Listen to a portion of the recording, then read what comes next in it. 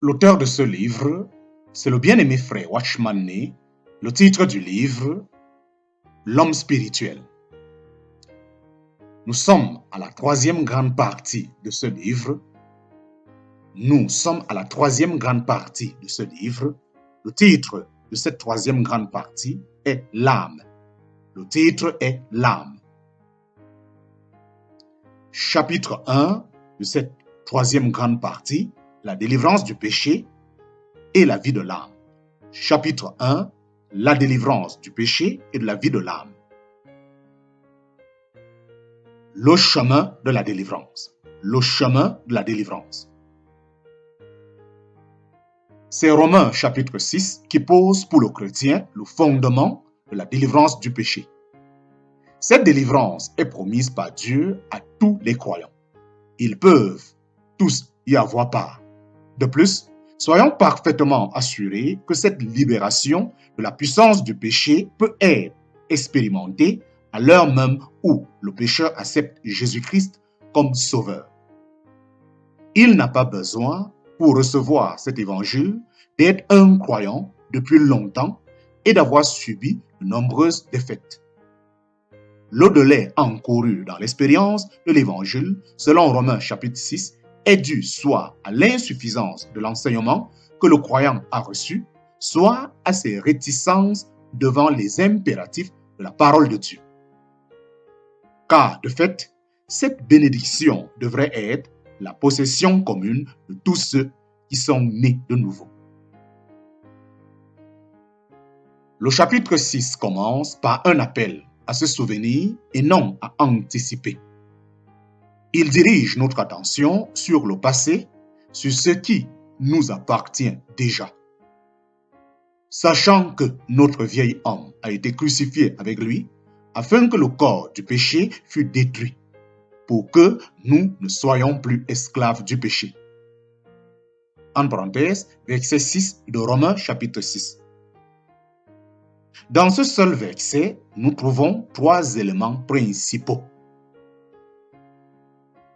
Dans ce seul verset, nous trouvons trois éléments principaux.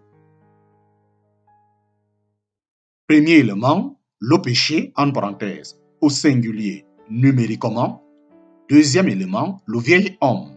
Et, enfin, troisième élément, le corps, en parenthèse, du péché. Ces trois éléments sont très différents de nature et ils ont chacun un rôle tout à fait distinct à jouer dans l'acte du péché. Le péché ici est ce qu'on appelle communément la ruine du péché. La Bible nous apprend que nous étions autrefois esclaves du péché. C'est le péché qui était le maître. Avant toute autre chose, nous devons donc reconnaître que le péché a une puissance, car il nous a servi. Il émet cette puissance sans discontinuer pour nous attirer à l'obéissance de notre vieil homme et nous faire tomber. Le vieil homme, c'est le total de tout ce que nous héritons d'Adam. Nous pouvons reconnaître le vieil homme en le comparant à ce qu'est le nouvel homme. Ce nouvel homme englobe tout ce qui nous vient du Seigneur à notre régénération. Le vieil homme fait ressortir de notre personnalité tout ce qui n'est pas du nouvel homme. Notre vieille nature et tout ce qui lui appartient. Le vieil homme fait ressortir de notre personnalité tout ce qui n'est pas du nouvel homme. Notre vieille nature et tout ce qui lui appartient. Quant au corps du péché, il est une allusion à ce corps dans lequel nous sommes. Cette partie corporelle de l'homme est devenue une véritable marionnette dans toute notre vie de péché.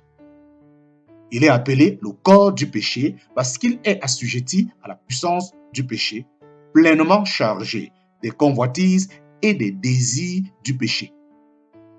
Et c'est dans ce corps que le péché trouve son moyen d'expression, autrement, il ne serait qu'une puissance invisible. Récapitulons. Le péché est la puissance qui nous porte au mal. Le vieil homme est la partie incorporelle de ce que nous héritons d'Adam, tandis que le corps du péché est la partie corporelle. Le processus du péché s'effectue dans l'ordre suivant. Premièrement, le péché, ensuite le vieil homme, pour finir, le corps du péché émet sa puissance pour attirer l'homme et le contraindre à pécher. Comme le vieil homme trouve son plaisir dans le péché, il ferme les yeux et incline de ce côté, provoquant le corps à pécher. C'est pourquoi le corps sert de marionnette et c'est lui en réalité qui pratique le péché. C'est par l'action conjointe de ces trois éléments que le péché se trouve commis. La contrainte de la part de la puissance du péché, l'inclination du vieil homme et la pratique du corps. Comment un homme peut-il être délivré du péché? Certains théoriciens prétendent que le péché étant la cause première, il faut l'annihiler pour remporter la victoire. Aussi sont-ils partisans de l'éradication du péché, en parenthèse, son déracinement. Une fois la racine arrachée, pense-t-il, nous ne pécherons plus jamais et serons évidemment sanctifiés. D'autres estiment que si nous voulons surmonter le péché, c'est à nos corps que nous devons nous en prendre, car ne sont-ce pas nos corps, demande-t-il, qui pratiquent le péché? Ainsi surgit dans la chrétienté un groupe de gens qui cherchent à développer l'ascétisme. L'ascétisme. Ils ont recours à de nombreuses techniques pour surmonter les exigences du corps physique, comptant ainsi parvenir à la sainteté. Aucune de ces méthodes n'est celle de Dieu. Romains chapitre 6 est transparent quant à la sienne. Il ne déracine pas le péché au-dedans et ne supprime pas le corps au dehors. Il traite plutôt le vieil homme entre les deux. Le fait de Dieu.